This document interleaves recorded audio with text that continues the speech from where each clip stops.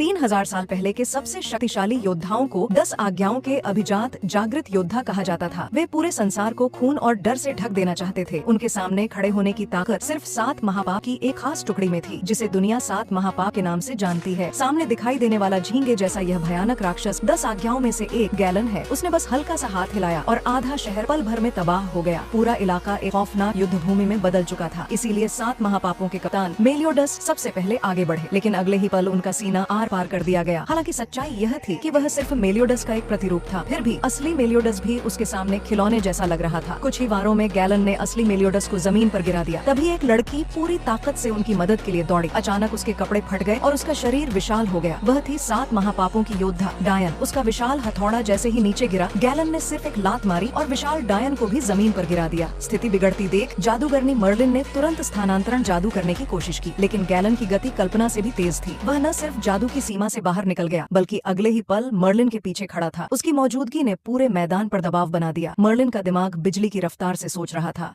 उसे तुरंत कोई ऐसा तरीका निकालना था जिससे सबको सुरक्षित बचाया जा सके। उसने गैलन से बातचीत का नाटक किया ताकि समय खींचा जा सके। लेकिन तभी, यह क्या है? तुम झूठ बोल रही हो। अगले ही पल मर्लिन का शरीर पत्थर में बदलने लगा।